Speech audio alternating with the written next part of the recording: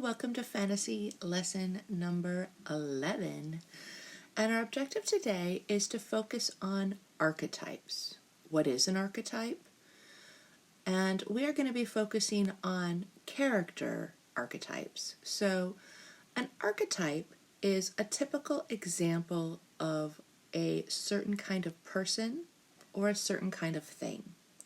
Since we're focused on character archetypes, we're going to be focused on the characters and certain kind of people. Now, this can be kind of confusing without examples. So, what we're going to do first, I'm going to show you a 1-minute clip from United Airlines. Then I'm going to introduce to you some of the different character archetypes. And then we'll watch the 1-minute clip again, and we're going to look for those different character archetypes. Okay? Let's get started.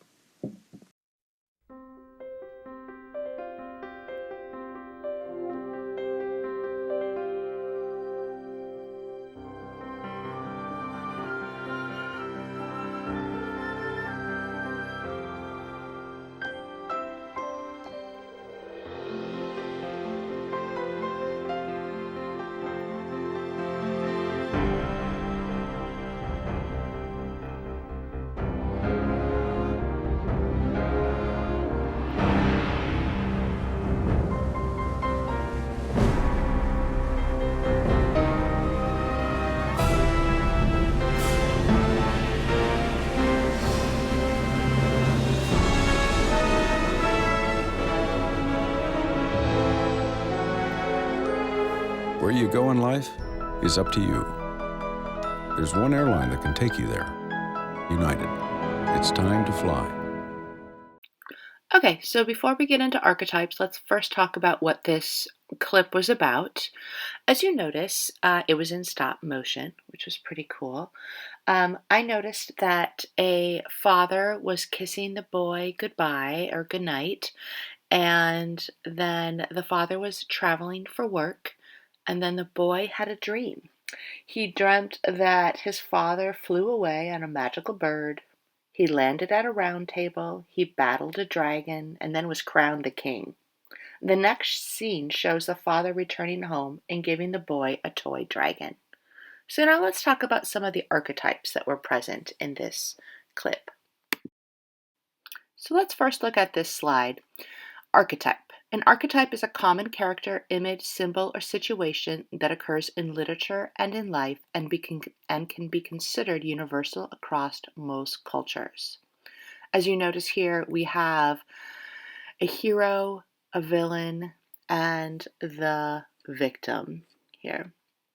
Let's look at this chart. Some archetypes you encounter in fantasy books. We have the hero. Harvey in The Thief of Always would be considered the hero. He is a good character who is often lonely and would rather not have to be the hero. The hero has to complete his or her quest alone and usually wins. The villain, well, in The Thief of Always, that example would be Mr. Hood. That is a bad character who is often surrounded by other characters that he or she is mean to. They want to be in charge of everything. They usually lose. The wise person. That would be Mrs. Griffin in this story. A very smart character who usually helps the hero by teaching him or her. And the last one we're going to talk about are companions or friends. That would be Rictus, Lulu. These are people who are friends with the hero or villain. They mostly stick to the hero or villain, and however, some of them can be false friends. Okay? So we're going to watch this clip again, and I want you to see if you can identify the hero, the villain, the wise person, the companions or friends. They might not all be in there, but I want you to pay particular attention for those, okay?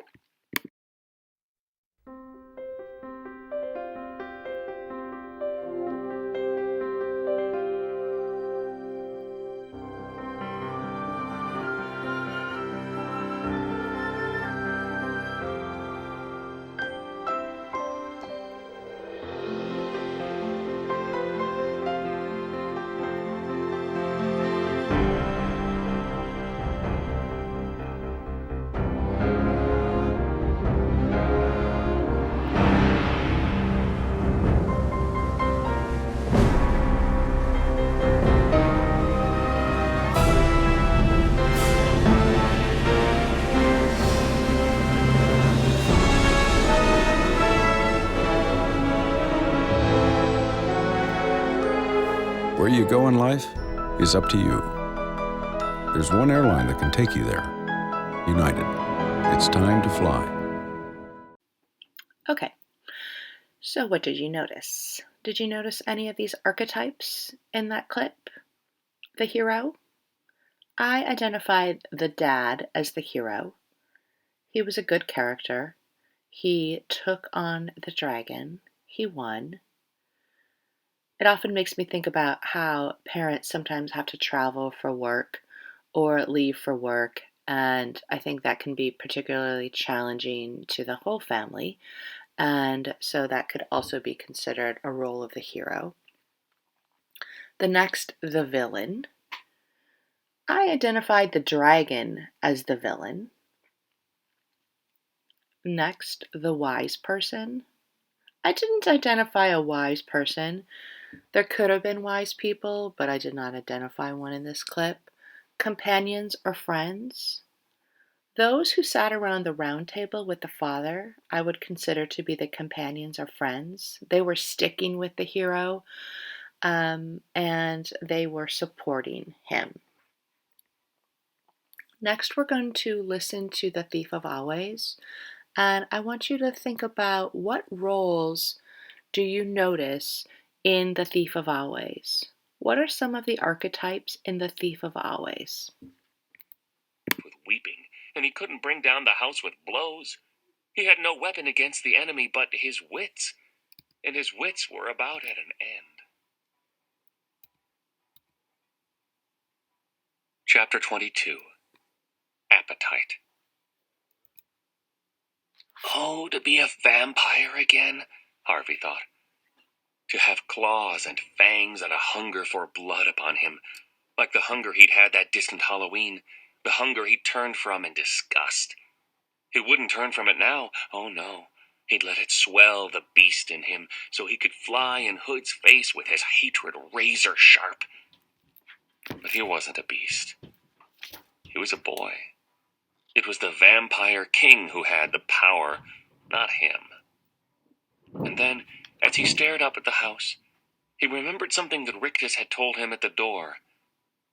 It takes a lot of magic to conjure up these shams and hoaxes, he'd said. Mr. Hood's really sweating to find you something you like. Maybe I don't need fangs to suck him dry, Harvey thought. Maybe all I need is wishes. I want to talk to Hood, he told Rictus. Why? Well, maybe there are some things I'd like. Only I want to tell him about them personally. He's listening, Rictus said, glancing back toward the house. Harvey scanned the windows and the eaves and the porch, but there was no sign of any presence. I don't see him, he said. Yes, you do, Rictus replied. Is he in the house? Harvey asked, staring through the open door. Haven't you guessed yet? Rictus replied. He is the house. As he spoke, a cloud moved over the sun. The roof and walls darkened, and the entire house seemed to swell like a monstrous fungus. It was alive, from the eaves to the foundations. Alive. Go on, Rictus said. Speak to him. He's listening. Harvey took a step toward the house. Can you hear me? He said. The front door swung a little wider, and a sighing breath from the top of the stairs blew a cloud of Jive's dust out onto the porch. He can hear you, said Rictus. If I stay, Harvey began. Yes, said the house, making the word from creaks and rattles. You'll give me anything I want? For a bright boy like you, came the reply. Anything. You promise? On your magic? I promise. I promise. Just say the word. Well, for a start, yes. I lost my ark. Then you must have another, my lodestar, the Hood house said. Bigger, better. And a board of the porch folded back as an ark 3 times the size of the first one rose into view. I don't want lead animals, Harvey said as he walked toward the steps. What then? Said Hood. Silver? Gold? Flesh and blood, Harvey replied. Perfect little animals. I like a challenge, Hood said. And as he spoke, a tinny din of bellows and roars rose from the ark, and the little windows were flung open, and the doors flung wide, and 100 animals appeared, all perfect miniatures. Elephants, giraffes, hyenas, aardvarks, doves. Satisfied? Said Hood. Harvey shrugged. It's okay, I suppose, he said. Okay, said Hood. It's a little miracle. So make me another. Another ark? Another miracle. What would you like? Harvey turned his back on the Hood house and surveyed the lawn. The sight of Mrs. Griffin, watching with puzzlement, inspired the next request. I want flowers, he said, everywhere, and I don't want two alike. What for? Asked the Hood house. You said I could have whatever I wanted, Harvey replied. You didn't say I had to give you reasons. If I have to do that, all the fun goes out of it. Oh, I wouldn't want that, the Hood house said. You must have fun at all costs. So give me the flowers, Harvey insisted. The lawn began to tremble as though a minor earthquake were underway, and the next moment countless shoots pressed up between the blades of grass. Mrs. Griffin began to laugh with delight. Look at them, she said. Just look. It was quite a show. Tens of thousands of flowers bursting into blossom at the same time. Harvey could have named a few of them if he'd been quizzed. Tulips, daffodils, roses. But most of them were new to him. Species that only bloomed at night on the high Himalayas or on the windswept plateaus of Tierra del Fuego. Flowers with blooms as big as his head or as small as his thumbnail. Blooms that stank like bad meat or smelled like a breeze from heaven itself. Even though he knew it was all an illusion, he was impressed and said so. Looks good, he told the Hood house. Satisfied? It wanted to know. Was its voice a little weaker than it had been earlier? Harvey wondered. He suspected it was. He showed no sign of that suspicion, however. He simply said, We're getting there. Getting where? Said the Hood house. Well, said Harvey, I guess we'll know when we arrive. A low growl of irritation came from the house, shaking the windows. One or two slates slid from the roof and smashed on the ground below. I'm going to have to be careful, Harvey thought. Hood's getting angry. Rictus echoed that thought. I hope you're not stringing Mr. Hood along, he warned, because he doesn't like that kind of game. He wants me happy, doesn't he? Harvey said. Of course. So how about something to eat? The kitchen's full, said Rictus. I don't want pies and hot dogs. I want... He paused, ransacking his memory for delicacies he'd heard about. Roast swan and oysters and those little black eggs. Caviar? Rictus suggested. That's it. I want caviar. Really? It's disgusting. I still want it, said Harvey. And frog's legs and horseradish and pomegranates. The meals were already appearing in the hallway, plate upon steaming plate. The smells were tantalizing at first, but the more dishes Harvey added to the list, the more sickly the mix became. He rapidly began to exhaust his menu of real meals, however. So instead of giving the house easy recipes like meatballs and pizzas, he started to invent dishes. I want crawfish cooked in cherry soda and horse steaks with jelly bean sauce, and Boston cream cheese and pastrami soup. Wait, said Rictus. You're going too fast. But Harvey didn't stop. And pumpernickel stew and snail fudge with pig's foot clusters. Wait, the house howled. This time Harvey stopped. In the heat of his invention, he hadn't even looked to see if Hood was supplying him with these eatables. But now he saw all the dishes he demanded piled so high in the hallway that they were threatening to topple and float the ark on a noxious sea of sweetmeats and stews. I know what you're doing, said the Hood house. Uh-oh, Harvey thought. He's on to me. He looked up from the feast at the door to the facade and saw that his plan to drain the house of its magic was indeed working. Many of the windows were now cracked or broken. The doors were peeling and hanging from their hinges. The porch boards were twisted and blighted. "You're testing me, aren't you?" said Hood. His voice had never been melodious, but it was now uglier than ever, like the rumble of the devil's belly. "Admit it, thief," he said. Harvey took a deep breath, then said, "If I'm going to be your apprentice, I need to know how powerful you are." "Are you satisfied?" the decaying house demanded. "Almost," Harvey said. "What more do you want?" it roared. What more indeed, Harvey thought. His mind was reeling with these ridiculous lists. He had little left in the way of demands. "You may have one final gift," the Hood House said. "One final proof of my power. Then you must accept me as your master forever and ever. Agreed?" Harvey felt a trickle of cold sweat run down his spine. He stared at the teetering house, his mind racing. What was left to demand? "Agreed?" the house boomed. "Agreed," he said. "So tell me," it went on, "what do you want?" He looked at the tiny animals around the ark, and at the flowers, and at the food spewing through the door. What should he demand? One final request, to break Hood's back. But what? What? A gust of chilly wind came from the direction of the lake. Autumn could not be far off, the season of dying things. "I know," he said suddenly.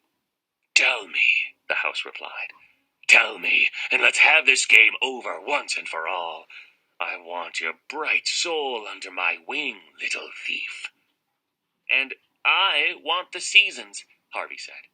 "All the seasons at once." "At once?" "Yes, at once." "That's nonsensical." "It's what I want." "Stupid, imbecilic." "It's what I want. You said one more wish, and that's it." "Very well," said the house. "I will give it to you. And when you have it, little thief, your soul is mine." Chapter 23. The War of Seasons. Hood didn't waste any time.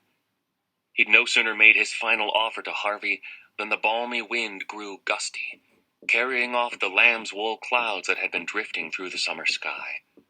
In their place came a juggernaut, a thunderhead the size of a mountain, which loomed over the house like a shadow thrown against heaven. It had more than lightning at its dark heart. It had the light rains that came at early morning to coax forth the seeds of another spring. It had the drooping fogs of autumn and the spiraling snows that had brought so many midnight Christmases to the house. Now all three fell at once, rains, snows, and fogs, as a chilly sleet that all but covered the sun. It would have killed the flowers on the slope with cold had the wind not reached them first, tearing through the blossoms with such vehemence that every petal and leaf was snatched up into the air. Standing between this fragrant tide and a plummeting curtain of ice and cloud, Harvey was barely able to stay upright. But he planted his feet wide apart and resisted every blast and buffet, determined not to take shelter. This spectacle might be the last he set eyes upon as a free spirit, indeed as a living spirit. He intended to enjoy it. It was a sight to behold, a battle the likes of which the planet had never seen. To his left, shafts of sunlight pierced the storm clouds in the name of summer, only to be smothered by autumn's fogs, while to his right, spring coaxed its legions out of bough and earth, then saw its buds murdered by winter's frosts before they could show their colors.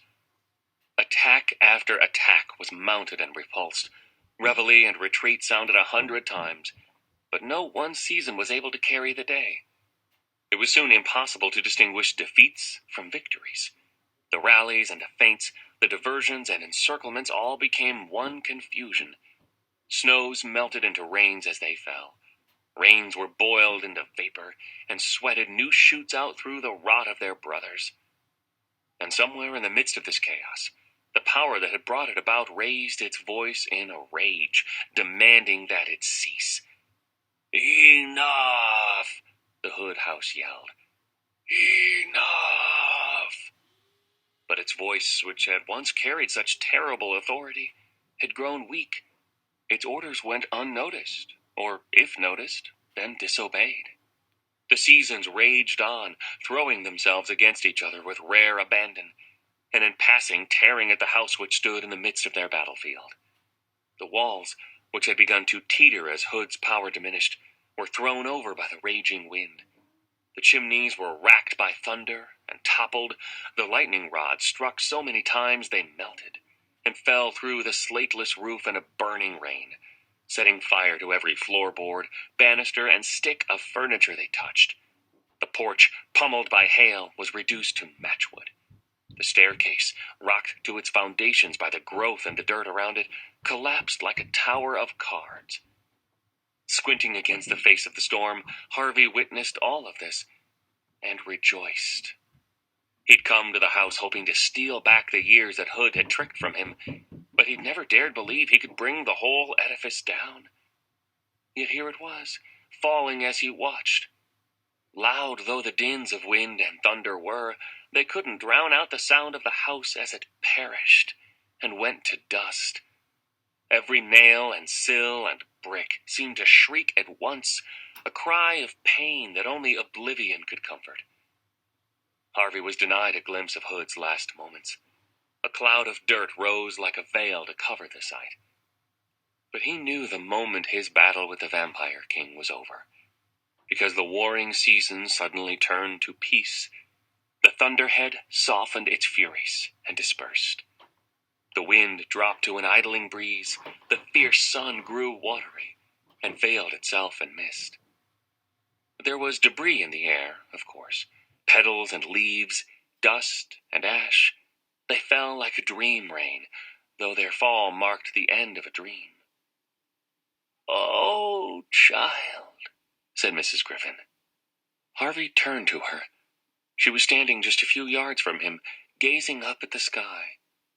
There was a little patch of blue above their heads, the first glimpse of real sky these few acres of ground had seen since Hood had founded his empire of illusions. But it was not the patch she was watching. It was a congregation of floating lights, the same that Harvey had seen Hood feeding upon in the attic, which had been freed by the collapse of the house. They were now moving in a steady stream toward the lake. "The children's souls," she said, her voice growing thinner as she spoke the word. "Beautiful." Her body was no longer solid, Harvey saw. She was fading away in front of him. "Oh, no," he murmured. She took her eyes off the sky and stared down at her arms and the cat she was carrying in them. It, too, was growing insubstantial. "Look at us," Mrs. Griffin said, with a smile upon her weary face. "It feels so wonderful." "But you're disappearing." "I've lingered here far too long, sweet boy," she said. There were tears glistening on her face, but they were tears of joy, not of sadness. "It's time to go." She kept stroking Stu Cat as they both faded from sight. "You are the brightest soul I ever met, Harvey Swick," she said. "Keep shining, won't you?" Harvey wished he had some words to persuade her to stay a little while longer. But even if he'd had such words, he knew it would have been selfish to speak them. Mrs. Griffin had another life to go to, where every soul shone. "Goodbye, child," she said. "Wherever I go, I will speak of you with love." Then her ghostly form flickered out. leaving Harvey alone in the ruins. Chapter 24. A Fledgling Thief. He was not alone for long. Mrs. Griffin and Stu Cat had no sooner vanished from sight than Harvey heard a voice calling his name. The air was still thick with dust, and he had to look hard for the speaker, but after a little time he found her, stumbling toward him.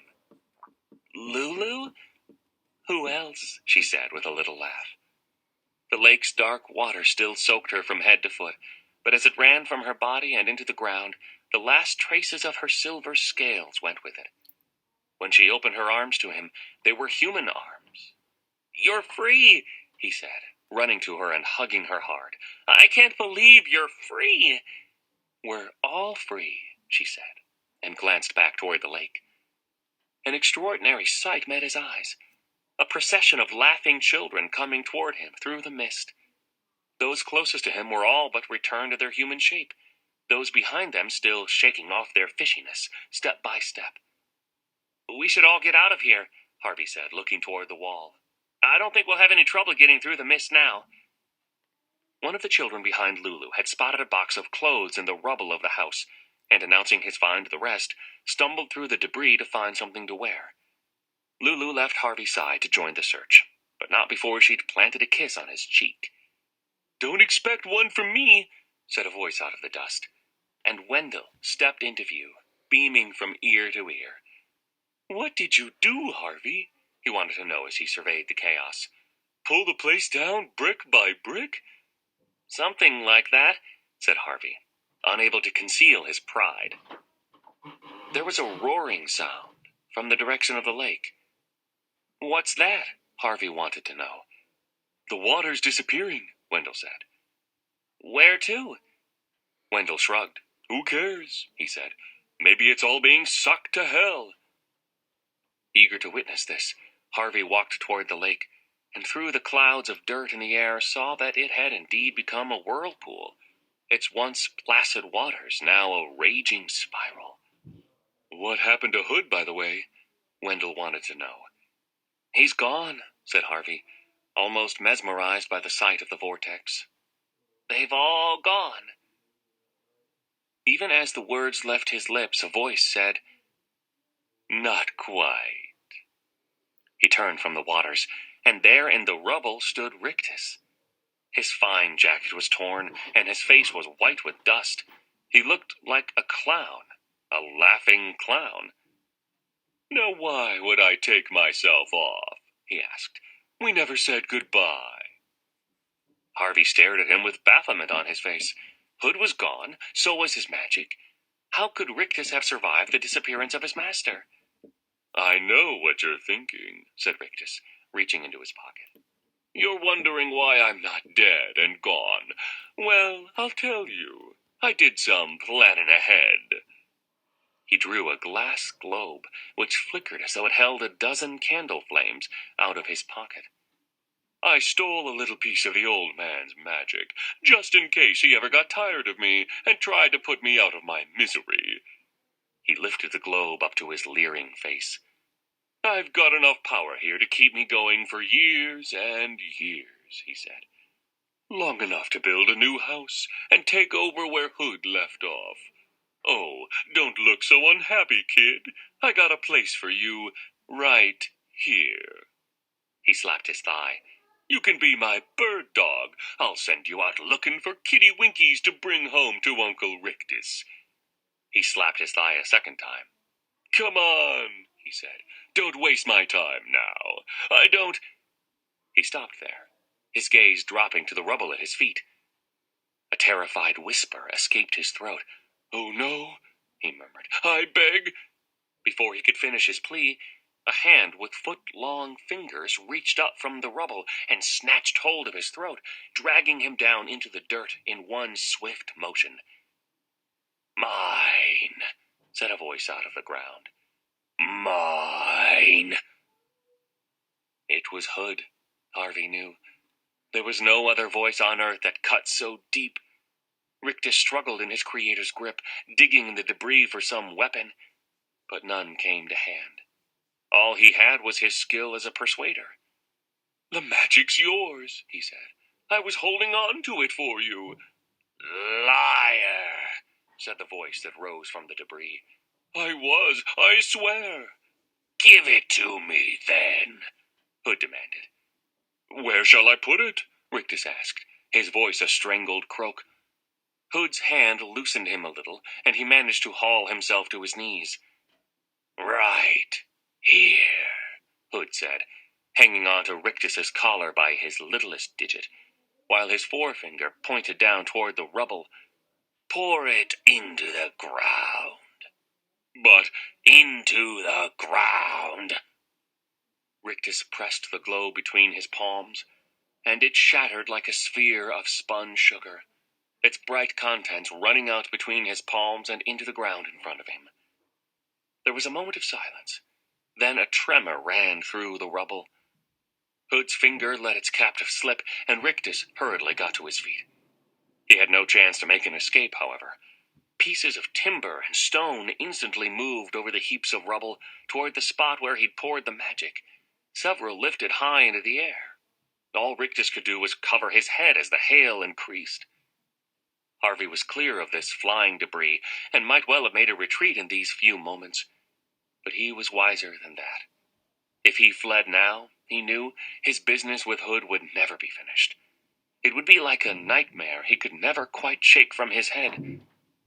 Whatever happened next, however terrible, it would be better to see it and understand it than to turn his back and have his mind haunt him with imaginings to his dying day. He didn't have to wait long for Hood's next move. The hand holding Rictus's neck suddenly let him go, and in a flash was gone from sight. The following moment, the ground gaped and a form appeared, hunched over as it climbed out of its tomb in the rubble. Rictus let out a cry of horror, but it was short. Before he could retreat one step, the figure reached for him, and turning to face Harvey, held his traitorous servant high. Here, at last, was the evil that had built the Holiday House, shaped more or less as a man. He was not made of flesh, blood, and bone, however. He had used the magic Rictus had unwillingly provided to create another body. In the high times of his evil, Hood had been the house. Now it was the other way around. The house, what was left of it, had become Mr. Hood.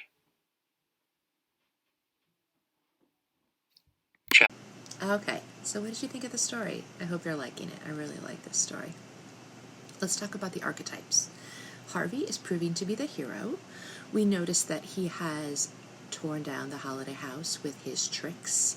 He overpowered Hood with the amount of requests that he was making. He has saved Miss Griffin in the regard that she wanted to pass away, and she was able to do that. He saved Lulu as she was a fish, and now she is back to human form. Also take note of what Lulu looks like. That will be helpful for our next lesson. Let's talk about the villain. Yes, Hood is a villain, but so is Rictus now. Rictus has stolen some of the magic and is proving to be a challenge for Harvey. Companion, that would be Lulu, or friend. Now, you notice around my head here, I have all these bubbles of words. These are also examples of archetypal characters. There are not just 4, as I've shown you. There are many, many more, though we started with 4 just for simplicity's sake. I would like to talk a little bit about the Jester. The Jester is the role of comedy. Oftentimes, if you think about at a castle, they would have the role of a jester who's often dressed as a clown. They're juggling, and their job is to simply entertain the king and the queen. So as you think about the jester in this story, the person who is maybe just funny or light, I think about Wendell. And oh my gosh, did you see that picture of Wendell when Rictus got power? It's great. I will put it up here next. He is running away, and don't get me wrong, I would run away too from Rictus. I am very impressed with Harvey and his bravery. And so I should not be making light of Wendell's reaction, but I just find him to be the jester in this. Always, who cares? And not really thinking deeply about it, about what's happening. It makes me think about the class clown. You know, in school, I am all about making jokes and having fun, but there's also a time to learn. And oftentimes I worry about the role of the jester in the classroom or the role of the class clown, because comedy is great, but as we've noticed in Wendell, he's not the best problem solver, right? He's just facing most problems with dismissal and who cares? So, I tell you all this because I want you to start thinking about the characters in your story. What are their archetypal characters? What is their archetype? What is their role? We can just stick to the 4. Hero, villain, companion, wise person. Though, if you want to go further, I will include another chart just for you to think about it. All right, so this got a little long. Good job for listening to it all. I appreciate those of you who are, because you are learning. Yay. Have a good day.